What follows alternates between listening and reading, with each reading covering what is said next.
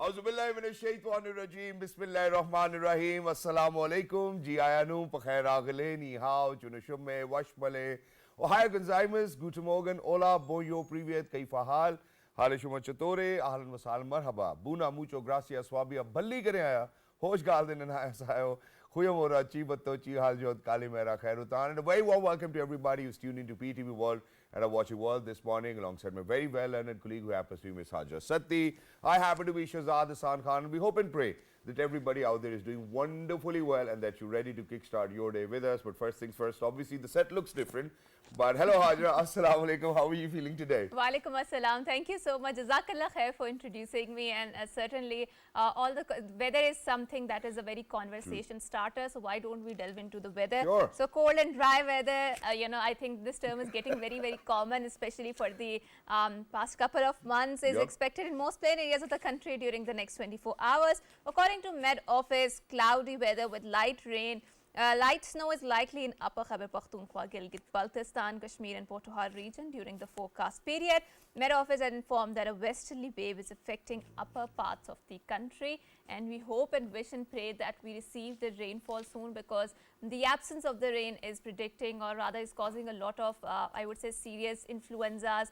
People are getting sick. And there's a lot of people who are actually having this cough, this dry cold, this flu, all of these things that are happening. And the rain will end the spell of this very, very dry season. Exactly, and we certainly want that as well, because Haja, imagine that I woke up this morning, I was absolutely fine.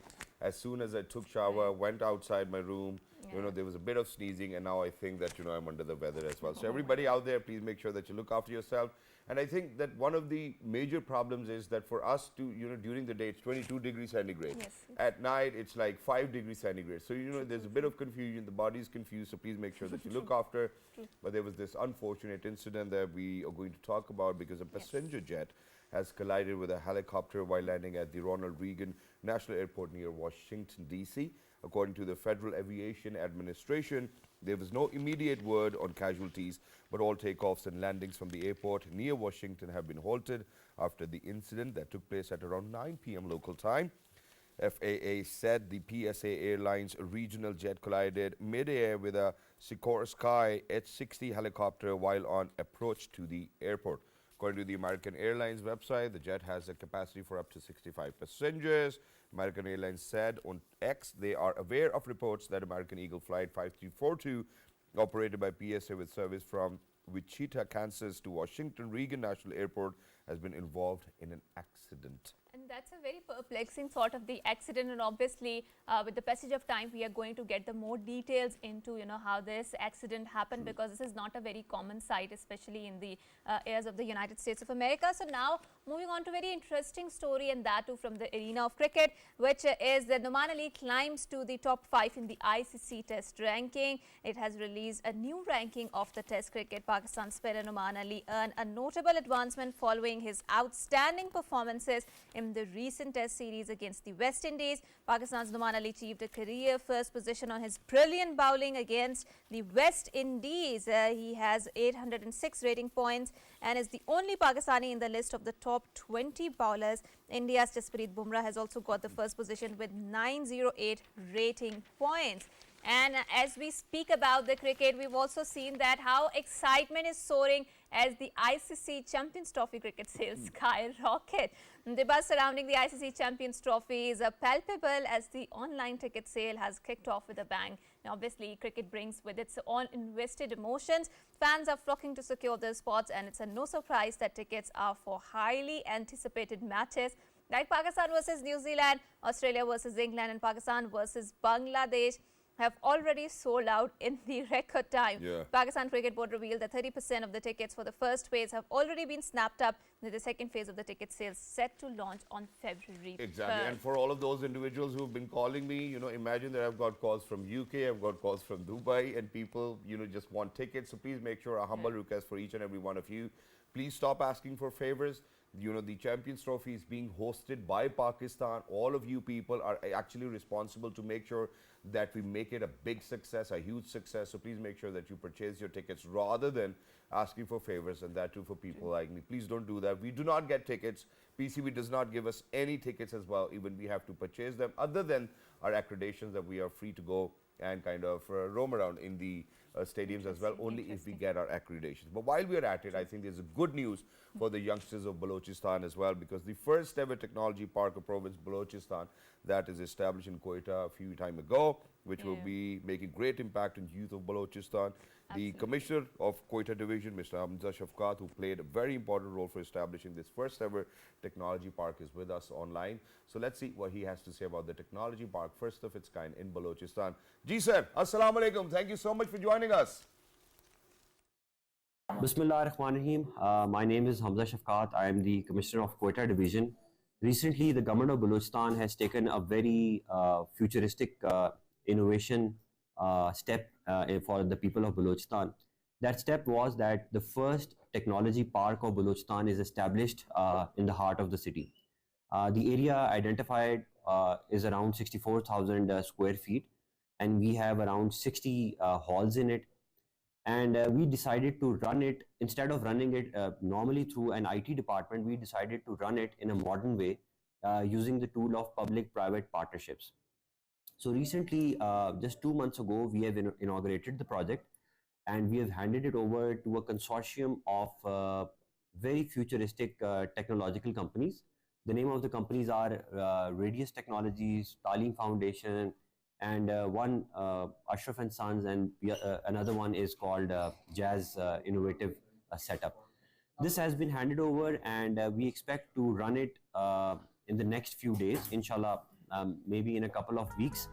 All construction work is completed, the project is inaugurated, it has been handed over, and we are expecting that more than 1,000 technology-based jobs will be created in it in the next few months. This project is a star project of the government of Balochistan. The beauty of this project is that not even a single rupee is spent from government account. Everything is being managed through public-private partnerships. We have brought people from Islamabad, we have brought people from Karachi, and we have also involved locals in this project, so that all the financial constraints are looked after, and government does not have to spend a lot of money in it. And the purpose is achieved that our old abandoned building is now in a workable situation and jobs are being created. My message to the youngsters is that many of our youth, they are getting disgruntled. They get degrees from best universities in Quetta, but they decide to move to Islamabad, to Karachi, and to other cities. But now my message is that we are inviting and we are attracting entrepreneurs and big businesses, especially technology-based businesses, back to Quetta. So now we expect that the youth of Balochistan, they will get themselves trained from our training centers. We are offering free trainings in University of Balochistan, in social welfare centers, through NAFTEC. We want them to pursue these trainings and then join our own technology park and stay here, serve the country, serve our city, and serve the province. Right, and thank you so much for informing us about this wonderful initiative. And we cannot discount the importance of youth whenever we are talking about any national development, and especially for a country like Pakistan, because we have been blessed with a demographic gift in which 60% of the population approximately constitute the younger people. And we know that how Pakistan is a breeding ground for a lot of freelancer community. But in order to make sure that these voices are also accounted into the youth policy making circles, Prime Minister has constituted a very wonderful initiative of the National Youth Council. And what exactly does this organization or a platform does, and especially to the younger population? And we cannot discount the fact that there are a lot of expat Pakistanis who are a very potential source, and I would say a mobilization platform for us Pakistanis, because they are not representing us, because they can be also a useful tool for making sure that our voices are projected in the Western capitals, in the Middle Eastern capitals, and in other influential places. So in order to further contemplate over the National Youth Council, what was objectives, how it is striving to incorporate younger voices into its platform, and what is actually doing to catapult and walk the talk around it, we are very glad that we have been joined by Ali KHAWAJA. He happens to be from the United Kingdom. He is a British Pakistani and his own initiative, and he's also a member of Prime Minister's National Youth Council. Assalamu alaikum, Ali, and thank you so much for coming to our show. Assalamu alaikum. Thank you very much for having me. First of all, congratulations to you. You came all the way, alhamdulillah, and such is the example of Pakistani youngsters as well, that wherever they may probably be, they're always willing to help the government or maybe the public sector or the private sector as well. But Ali, first things first, obviously, I think from Monday onwards, there was, Kaya was going on, the overseas members were here, the oath-taking ceremony was taking place, you guys met the Prime Minister, Honorable Prime Ministers and Minister as well. How was it for you, and how did you figure it out that, okay, that there's this National Youth Council being constituted in Pakistan, and I should go and I should be a part of it?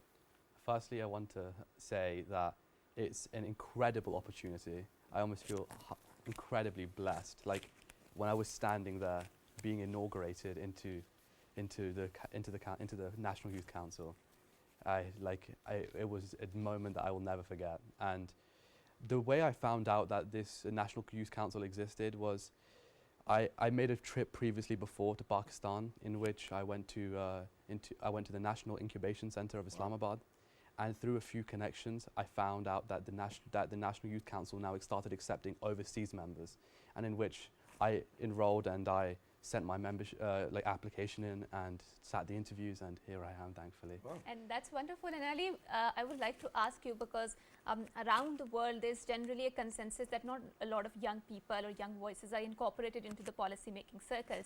How do you think Prime Minister's National Youth Council is addressing this gap? I think they're doing a great job by first introducing this National Youth Council. Additionally, on top of that, when there were two batches previously before us, and those were just national, and now that they've added overseas as well, I love the fact that we have such a complex view. They get such a comprehensive view on policies. So when it comes to adapting youth policies, they will be getting the most up-to-date perspectives of what that policy will look like in action, and how it will play out in the youth and how it will affect them. And that's very wonderful, because I think youth entrepreneurship has a multiplier effect, because they're most likely to hire people who are their peers, right? They're like-minded and mostly they're of their own age, right? So do you believe, and you also happen to have a neurodiversity clinic in the UK, how do you feel that entrepreneurship skills of yours is going to help or come into the equation when we talk about Prime Minister's National Youth Council? So to begin with, yes, we have a startup called Busy Brains, which is a neurodiversity clinic in which we do diagnostic and testing and also early care health plans. The way I think we can integrate this will be, I have two main scenarios in which I want to integrate that entrepreneurship that I've learned, and that is through addressing education, by creating advocacy through the National Council, by doing a information campaign, which I believe is severely important, because education is number one. It's a foundation to every society. It's what we know, is how we operate. And that's exactly what, Ali, we're trying to figure out as well. Now imagine that obviously the National Youth Council members were there as well. They're newly selected members now. So how do you think that you're going to contribute with whatever experiences you have already?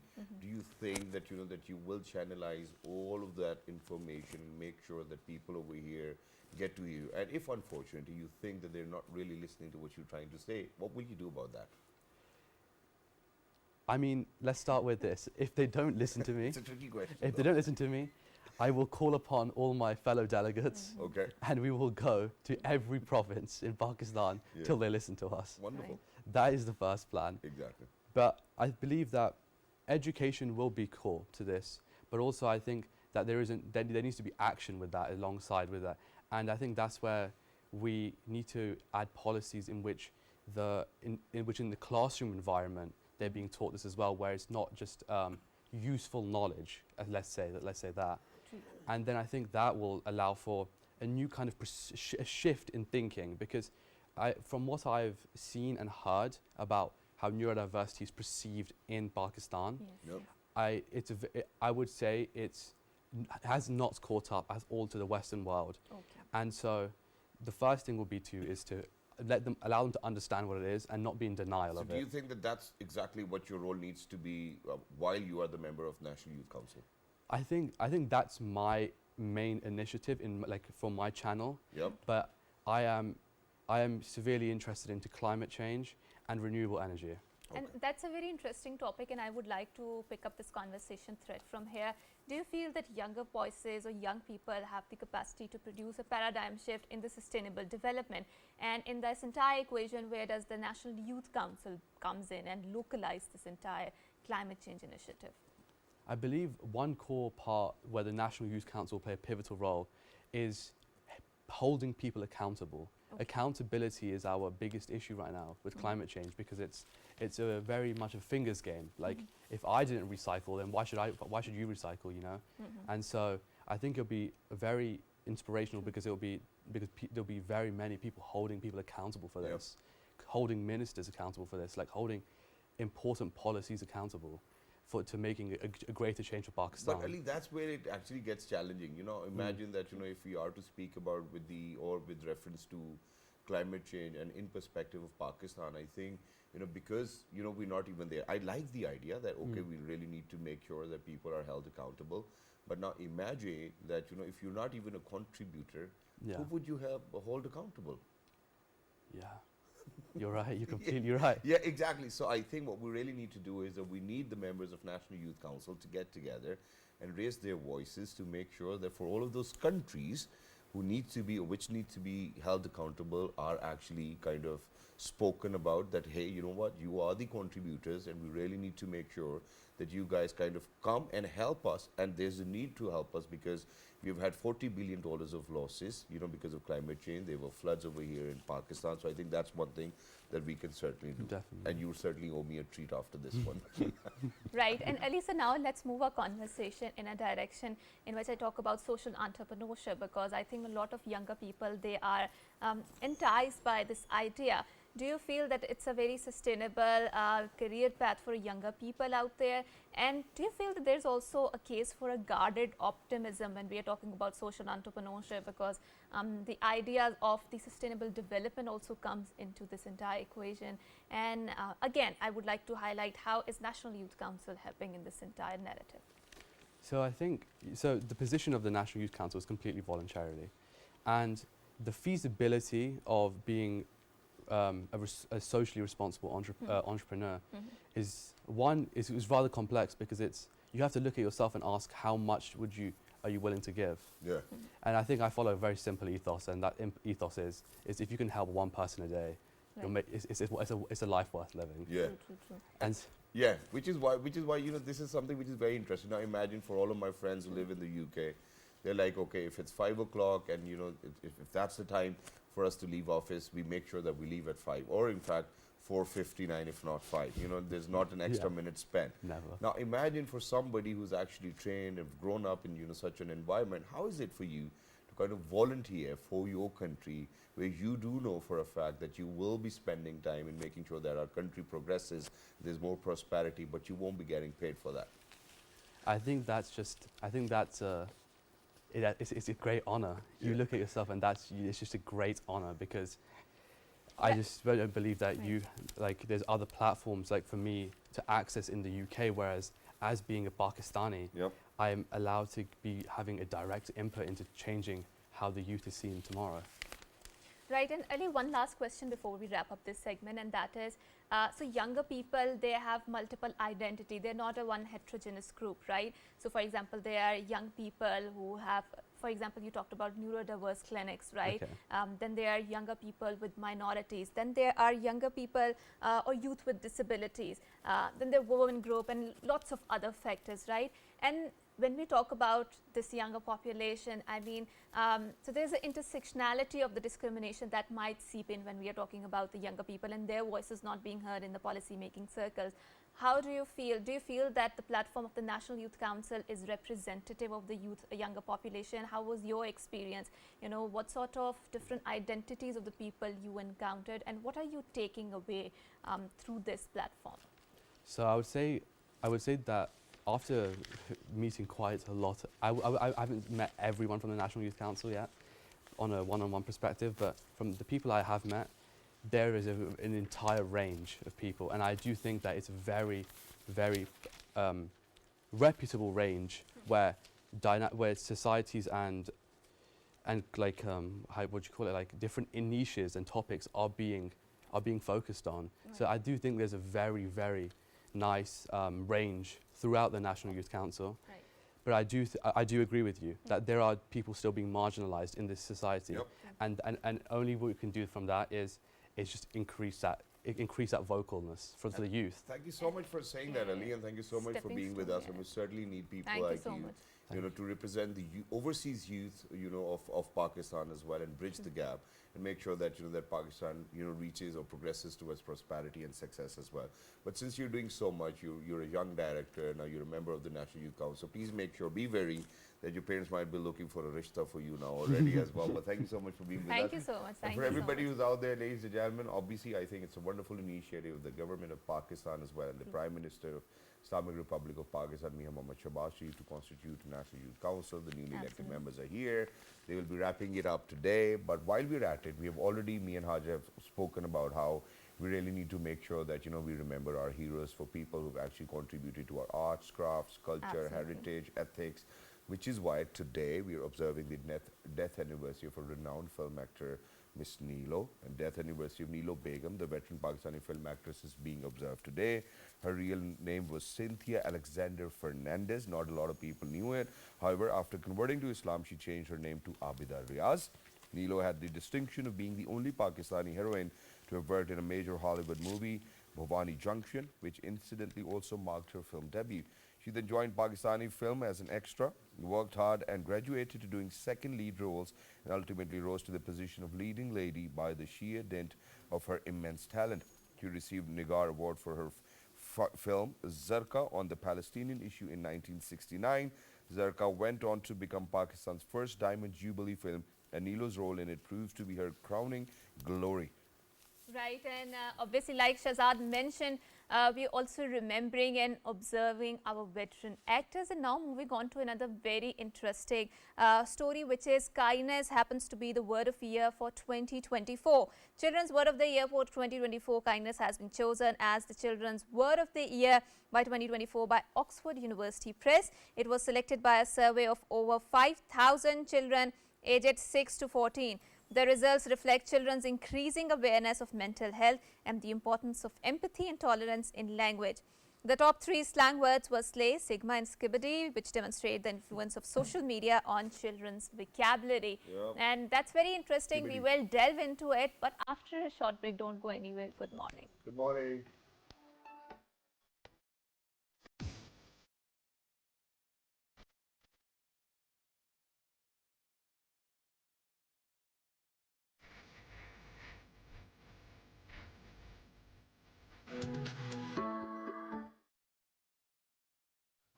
And welcome back, and now we will delve into a very, very important topic, and that topic has plagued particularly the developing and the underdeveloped world, and Pakistan is no immune to this particular disease which relates to the woman, and that is the fistula. So I do have some statistics that I would like to spell out before we take our expert and talk more about it. So WHO says that more than 500,000 women die from the birth complication that is due to the fistula. 300 million women suffer from the short or the longer term complications of the childbirth, and 20 million new cases of complications are reported every year.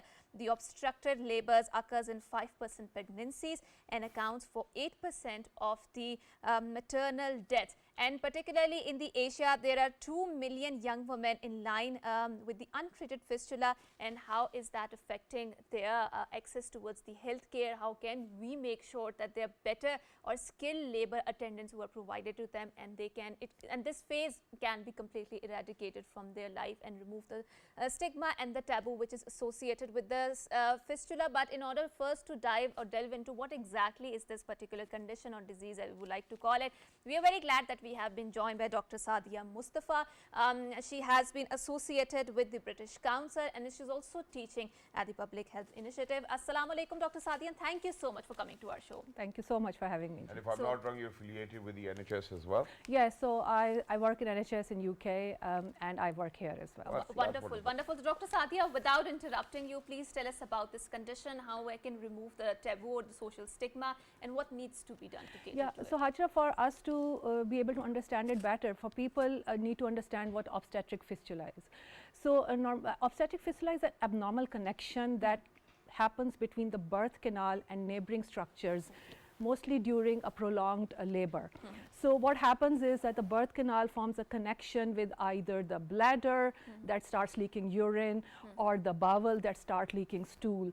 And then the woman enters into a labor, the labor progresses bad, it gets stuck.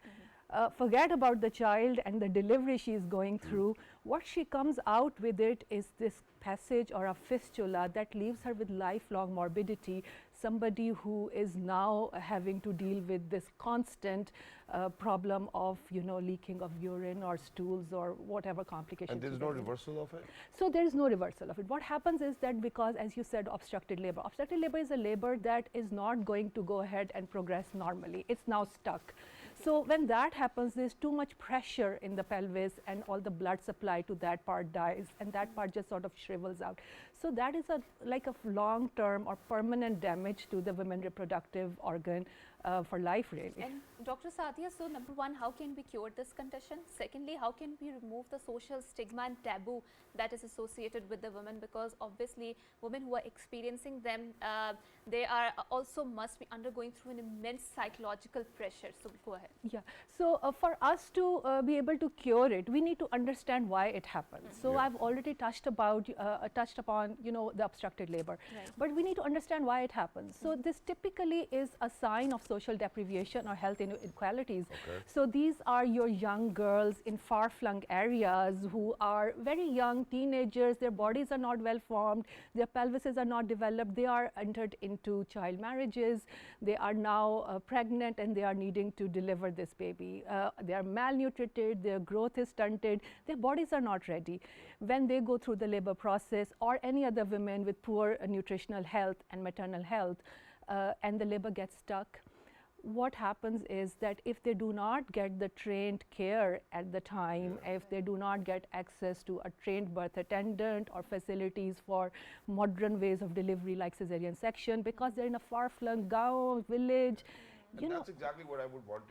I wanted to touch upon. Now imagine that, for people not being able to have equal access to healthcare facilities is something which is actually causing this menace or a problem as well. But while we are at it now, imagine that people away in Pakistan would always vouch for a normal delivery.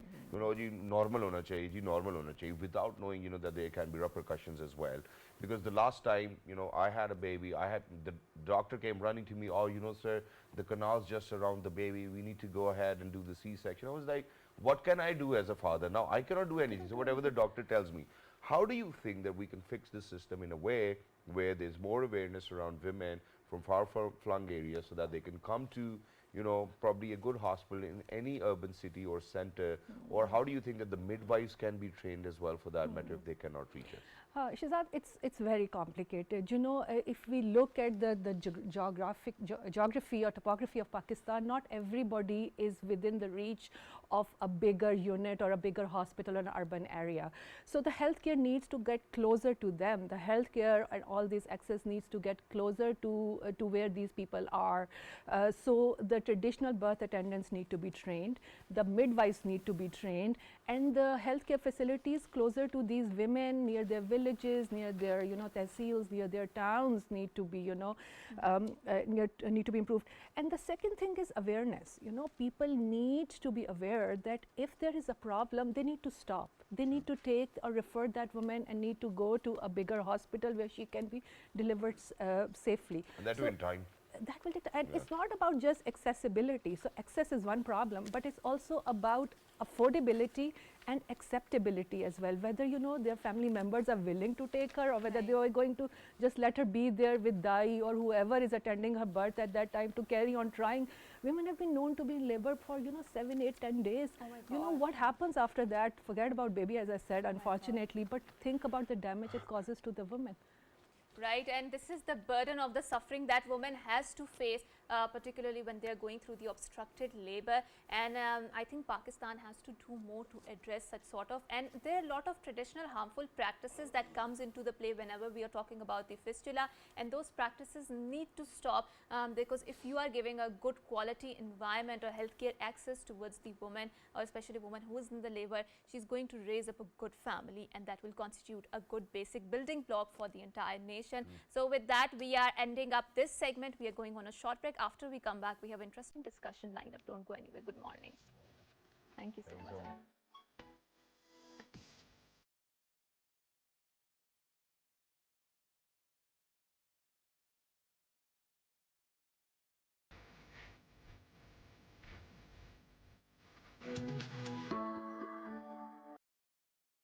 Welcome back once again, and now we are going to delve into a segment which relates with the book reading, and we have a novelist and author with us who is going to explain what sort of books he writes and how did he was filled up with this passion of the book reading, writing, I would say. So we are very glad that we have been joined by SARFARAZ BAIG, who happens to be a novelist and an author. Assalamu alaikum, sir, and thank you so much. Walaikum salam. Thanks for having me over here. So sir, we are really short on time. I would like you to please tell us, what are your books that you have written, what are the common themes in it, and how can you delve into these particular And how themes? do you capture the art of storytelling? Okay. First of all, I have written 6 novels. Wonderful. 5 of them they were published in Pakistan, and 1 novel is published recently in India. Wonderful. And every novel has a different topic. And recently I have translated Italian short stories into Urdu, from Italian to Urdu. Wow. And my first novel was Sci Internet. It's about the people who travel from Pakistan to European countries, or from other countries to other European countries, without documents. Yeah. Donkey. Donkey. But in Donkey, even if you see the film and the things, it's entirely different. But in the novel, I've explained everything, How hard it gets. yeah, how it's very difficult. challenging, Yeah. Crossing the borders without papers. Sometimes you need people, they die, Yeah. and they put you in the container, And the second novel is about 9/11, and I have explained and tried to explain my opinion, what I feel about that. Exactly. And the third novel is it's about love story. It's mohabbat mein tawheed nahi hoti, and that's what I believe. There is no tawheed in mohabbat. We frequently change, If you love someone, then after Shakhsi mohabbat mein Yeah, tawheed nahi yeah. hoti. Ji. really, that's why Yeah. ishq hakiki, Yeah. ishq Majazi. majazi. And then the fourth novel is about, it's Amuna, about 3 girls. The girl wants to continue her study, and the parents want her to marry. And finally, the end of the story is I said that she should continue her study. It's my perception. Normally, it doesn't happen. And the 5th novel is about there are a family who is living in Europe without Yep. documents. What kind of problems they face Over when they there. are living in Europe without documents. Yeah. And the 6th novel is about, I explain the history of Pakistan, the political history of Pakistan from 1977 to 2023. But why 1977? But why it's called novel? Yeah. It's a like, No, it's not a history. It's a gentleman. He's an electrician. okay. He's from rich family, but he's not into education. So the parents said, either you study or you learn some skill. Yeah. Right. So he learned electrician. He became electrician, and Which that's is how he see the. exactly that. Yeah. From obviously, because he does not have that exposure, so that's how he's Yeah. going to see the world and what he thinks about Pakistan, the political affairs. But so very quickly, I think what we want you to kind of share with us is that how essential it is, even for us, as anchor persons, for you as a novelist or an author. How do you think that we capture that eyeball, who's out there probably watching us on their television screens, or somebody reading a novel of yours as well? How do you think that, what formula do you use to capture the interest of people in storytelling? Are you talking about the last novel or all over the world? All, for all your novels, what is that one common thing that people would know that, okay, this is SARFARAZ BAIG? Normally, when I write novel, I make 10 points, and then mostly in all my novels, I use history, and which is based on reality, Okay. Right. because if you check in my Pasya Aina, all the historical backgrounds which I used, I can ask the people, you can challenge, I have did a lot of research on that, and then I wrote it down. So mostly my things are history, or the contemporary history. And so, obviously, so you use history to make sure that people find a common ground, and then when people will find a common ground, you will certainly captivate their interest as well. Yeah, And so if I am to ask, what are those 10 points that you note down before writing a novel? okay. I'm sorry, you know, if that's No, your it's, unique it's selling very point. easy Yeah. because you know some people they say that you write a novel, I do this, I do that. For Yeah. me, I'm swimming in the swimming pool, and for me, swimming in the words. Yeah. Sometimes I say that when the woman is making a sweater, Yeah. so when I make the 10 points, you know, with 1 point, I can make 1 chapter, maybe Okay. 50 Oh, what pages. are those points usually? What are those No, points? for every novel, there are different points. Yeah. You know? Okay. So, for example, you know, Pasiain, let's I take tell that. you for yeah. the Pasiaina, the guy, he comes from Pakistan, and he's a tourist guide. Yep.